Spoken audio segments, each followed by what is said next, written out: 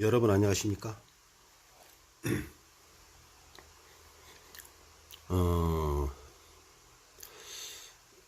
이번 시간에는 제가 옛날에 작성한 감리 일지를 가지고 한번 여러분들하고 공부를 해보겠습니다. 소나무 재선충병 약제 주사, 소나무 재선충병 나무 주사입니다. 예방 나무 주사.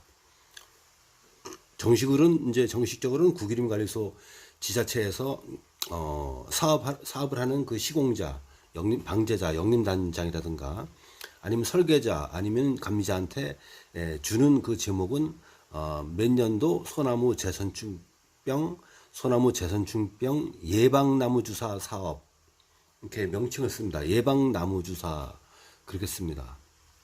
근데 우리가 현장에서 약제주사 이제 그렇게도 흔히 이제 일컬어 부르기도 하죠. 이번 시간에는 소나무 재선충병 예방 나무 주사를 제가 옛날에 감량한 일지를 가지고 한번 공부를 하겠습니다. 왜 말씀드리냐면요. 필기 시험에도 나오게 되면 여러분들이 답안을 작성할 때 상당히 유리하게 도움이 될 수 있고 또 면접에서 소나무 재선충병에 대해서 물어볼 때에 이런 얘기를 해주게 되면은 점수를 받는데 상당히 좋습니다. 그래서 이야기를 해보려고 합니다. 이제 소나무 재선충병 예방 나무 주사 이제 여기는 이제 막 그냥 그 소나무 재선충병이 번져나가는 산불이 이렇게 번져나갈 때 앞부분이 시뻘겋게 막 휘어오르시면서 타나가잖아요. 소나무 재선충병도 가장 창궐하게 막 그 재선충병이 안 걸렸던 부분이 걸려서 나가는 부분을 선단지 그렇습니다. 소나무 재선충병 특별법에서 용어의 정의에 나오죠. 선단지. 여기는 이제 경기도 양평군 양동면이었습니다. 제가 감리했는데 선단지였습니다. 소규모 선단지이자 현재는 북부지방산림청에서 광역선단지로 지정해서 특별 관리하고 있는 지역입니다. 자, 감리일지를 한번 보겠습니다. 감리일지 양식 있죠. 1년 번호 1, 작성일 쓰고 사업명 2019년 소나무 재선충병 예방나무주사 사업 감리 용역 위치 경기도 광주시 도청면 유정리 또 경기도 양동군 양동면 뭐 계정리 이렇게 써주는 것이죠. 감리 내용 소나무 재선충병 예방나무주사 방제 방법이 그렇다 이거죠. 점검 대상 뭐 홍길동 팀장과 뭐 누구가 감독관의 지시 사항을 갖다가 감리원한테 한 것을 이행하였다. 1번 천공 방법 확인.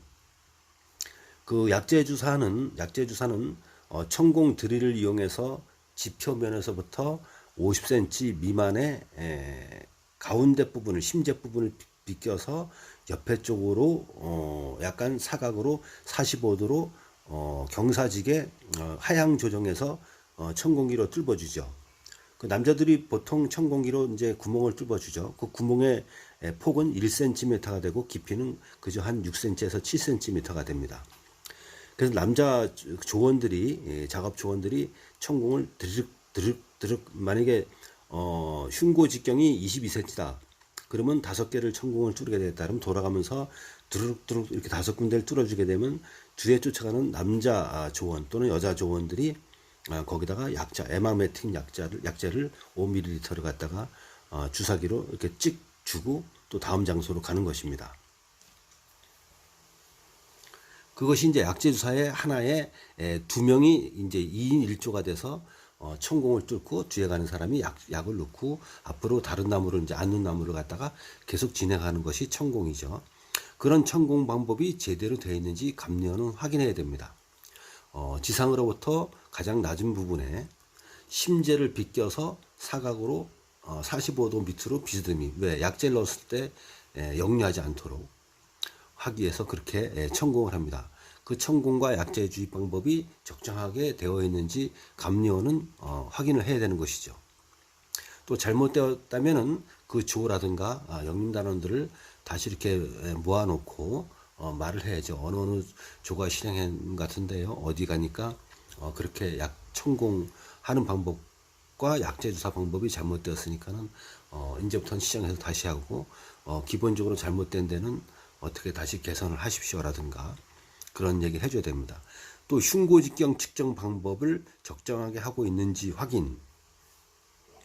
흉고직경, 그러니까 정상적으로 산 윗부분의 지표면에 서서 그 나무에 예를 들어서 잣나무를 갖다가 재선충병 방지한다, 소나무든 하게 되면 그 윤척이라든가 그리고 동그랗게 줄자로 이렇게 편리하게 되어 있는 것으로 흉고직경을 재야 되는데, 흉고직경을 잘못 잴 수가 있죠. 만약 옆에서 잰다든가 귀찮으니까 올라가면서 밑에서 막 잰다든가 그럴 때는 그 윤척의 넓이가 22가 될 것이 23이 될 수 있고, 또는 22가 될 것이 24가 될 수 있고, 22가 될 것이 또 24가 될 수 있고, 그렇게 오차가 생기게 되면 자동적으로 천공의 구멍수가 틀려지기 때문에 약자의 주입을 오류를 범하는 것이죠.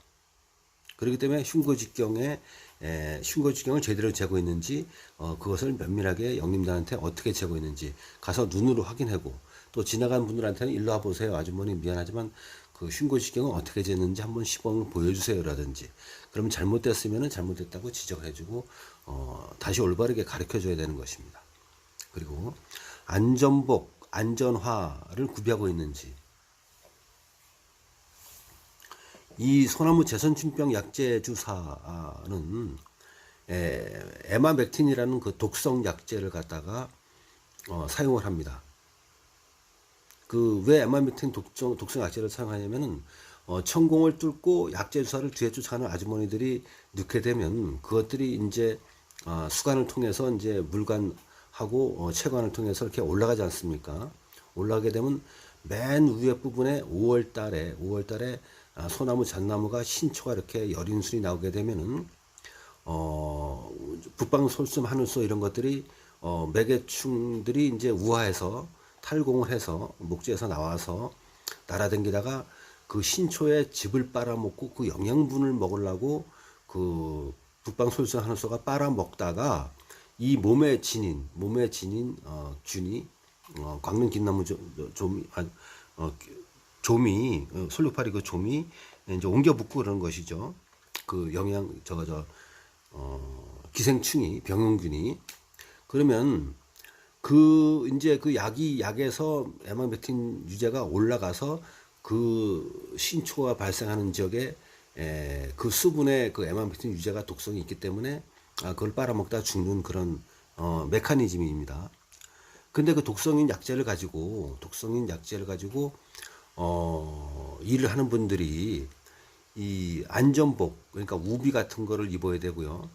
그리고 마스크를 써야 되고, 그렇게 안전복, 안전화, 발등에 또 약재가 떨어지면 안 되니까 그런 걸 갖추고 해야지 그 일을 하는 인부들이 독성에 중독되지 않습니다.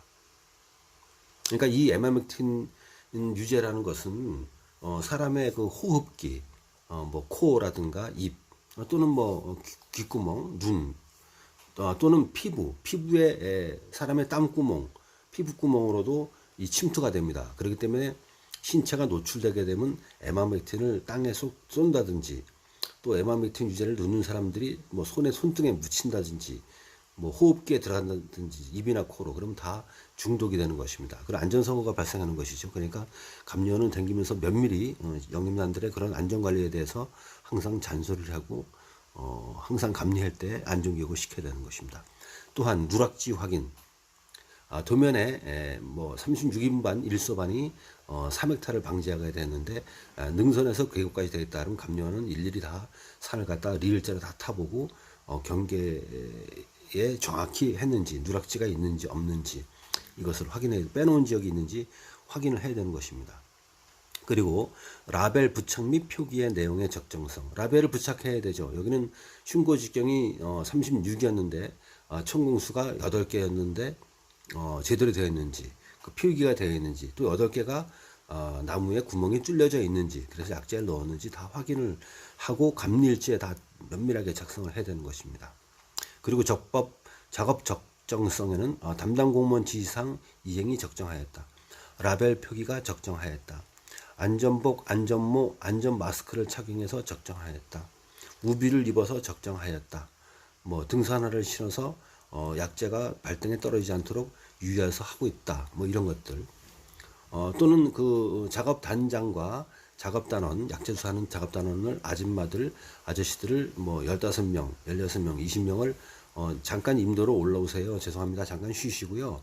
안전교육을 실시하겠습니다. 그리고 감면은 안전모를 쓰고 아저씨, 아주머니들, 영림 단원들을 앉혀놓고 자기가 안전교육 할 수 있는 그런 자료 갖고 온 것을 갖다가 안전교육을 해야 되고 또 작업 방법 교육도 어디 가니까 어떻게 되는데 그건 잘못된 방법 같습니다. 이렇게 다시 시정해서 앞으로 할 때는 정확히 약재주사를 놔주세요.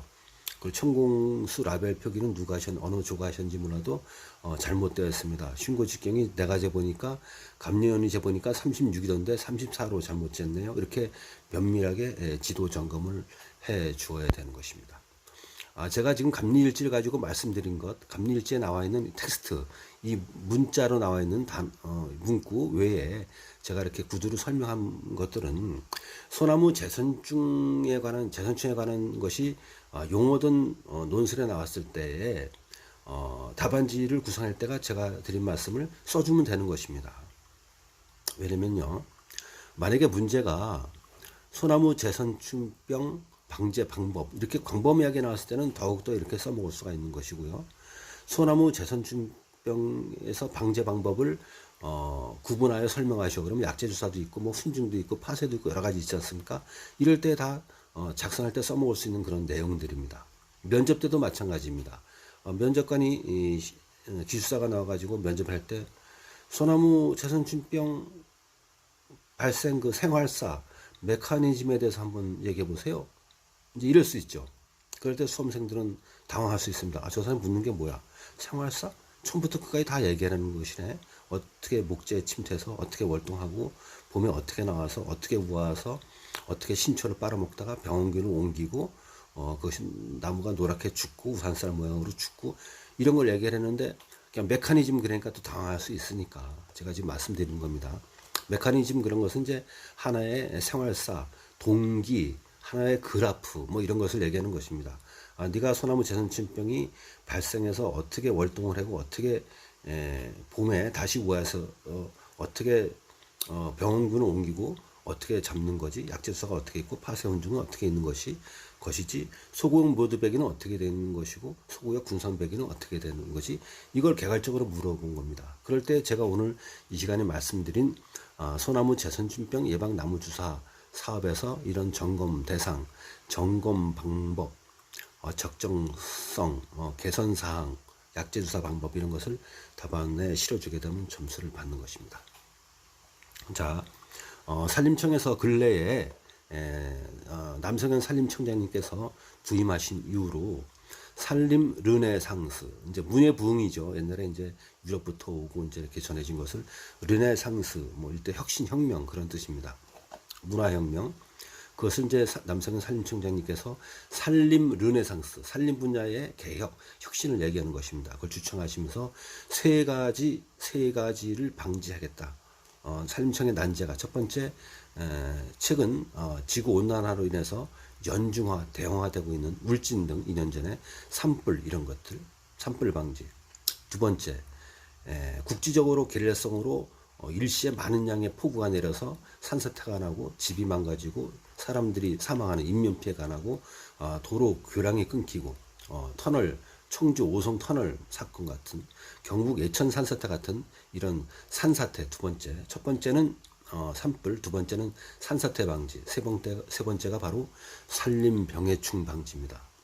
지금 소나무 재선충이 경상북도, 남도 북도 쪽이 약간 소연하고 뜸하다가 작년부터 다시 창궐하기 시작했습니다. 그래서 경상남북도, 그리고 경기도 양평, 양동, 광주 태촌면, 하남, 그리고 강원도 영서 지역, 경기도에서 옮겨 붙은 강원 영서 지역에 춘천, 화천, 철원, 홍천, 행성, 원주, 심지어는 청정 지역이었던 정선, 동해, 삼척까지 번지고 있는 이런 상황입니다. 이런 시대적 흐름에 이번 120일의 필기시험에서 소나무 재선충병에 대해서 시험에 출제될 확률이 상당히 높습니다. 그래서 말씀을 드려봤습니다. 여러분, 제가 이번 시간에 말씀드린 것을 소나무 재선충병에 관한 문제가 나왔을 때 다 써먹으면 되는 것입니다. 이상 마치겠습니다. 감사합니다.